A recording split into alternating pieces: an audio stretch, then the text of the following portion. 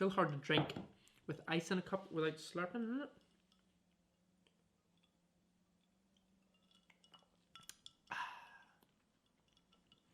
Tesco own brand orange and mango. If you haven't tried this, you've got to get onto it. It's so good.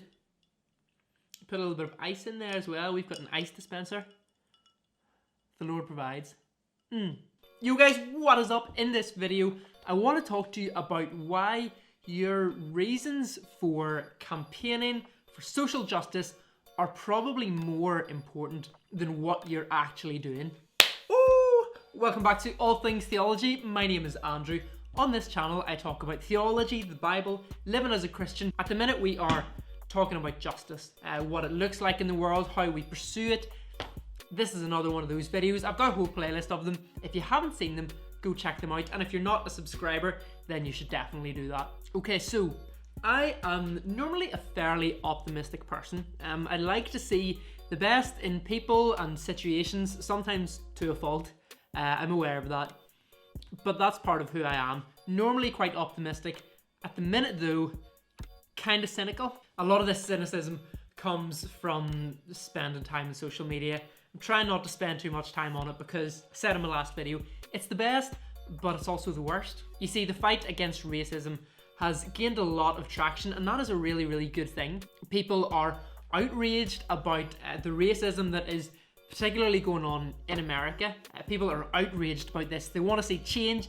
They want to see it now, and that is a good thing, but the cynical side of me suspects that a lot of it is just people jumping on the bandwagon, that this kind of fanaticism has been drummed up, that everyone is kind of spurring each other on, and it's all just an emotional high. I hope that's not the case, and to be fair, there is a lot of reason for hope and for seeing change, but the cynic in me is saying that, and I wanted to talk a wee bit about that because I think that actually touches on something that is really important. So as I'm sure you know, a lot of emotion has been kind of riled up, especially by like the harrowing, awful footage of George Floyd's death. People have watched it, people have sent it to each other, and you get angry. You couldn't watch that and not feel a sense of compassion and feel some anger as well. Granted, I didn't actually watch the video. I'm kind of torn between whether or not it's a good thing or a bad thing that it's in circulation,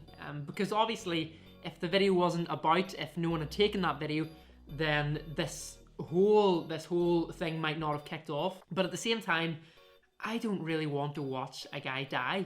Like, he's not acting. This isn't a TV show or a movie. The guy literally dies, and I don't know, that's just a little bit too traumatic. I don't really want to be watching that. But the thing is that we shouldn't need the video. And what I mean by that is that we shouldn't require a video, a really heartbreaking video. We shouldn't require that before we start caring about justice. We shouldn't need to see injustice and racism in all its ugliness before we start caring about it. Because while that video does rouse emotion, that emotion isn't going to last. And if the only thing that is driving you to seek change and to pursue justice is, if the only thing that's driving you is emotion, then the harsh reality is that that emotion is going to fade, and with it, so too will your desire to see justice. In a couple of weeks, you'll be sharing and posting on social media about something else. We see that all the time. A couple of weeks ago, it was coronavirus.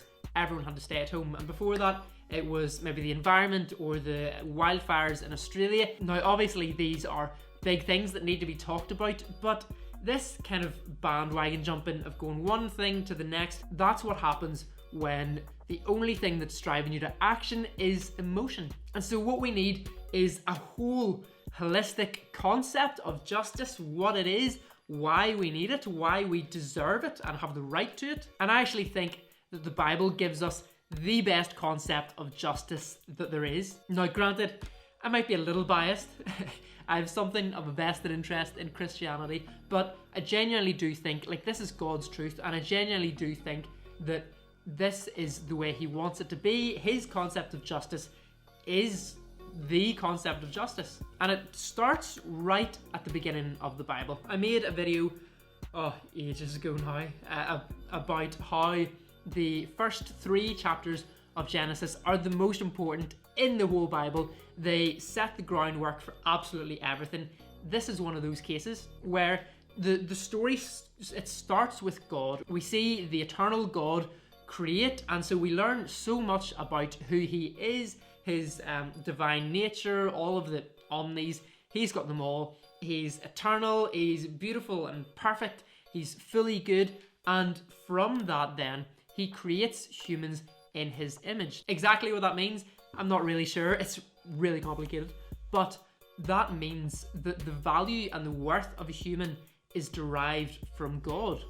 It's God who gives worth to human beings. And so that means that nothing that we do, nothing that we say, nothing that we can be can ever change our value as human beings, because it doesn't come from us. It doesn't come from the way we look or the things we can do or the language we speak. It comes from God. The Bible also teaches us that there are broken systems full of broken people that are propagating injustice, and so God redeems us out of that. He calls us out of that, and he commissions us to go into those situations as agents of justice. As Micah 6:8 says, to act justly, to love mercy, to walk humbly with him. The pursuit of justice for a Christian it's not based on emotion. It's not based on seeing some video and getting angry about it. It's a whole lifestyle, and it is based on the truths, the objective, unchanging truths of who God is and who we are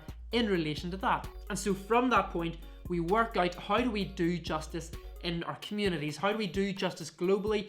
And we go and do it. Yes, we see things, and it does make us angry, and that anger can be a driving force. It can spur us on to continue doing this, but the ultimate force behind our desire for justice has to be this whole biblical concept of justice, because if it's just based on emotion, it's not going to last. We as Christians should be pursuing justice because God is just. And so the reasons for your pursuit of justice are probably more important than what you're actually doing, because they're the thing that is going to keep you going, that is going to keep you making long-lasting change.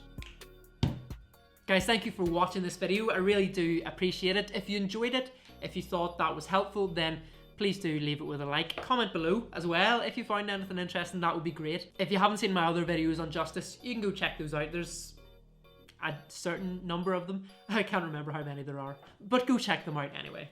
But for now, I will see you in the next video. God bless.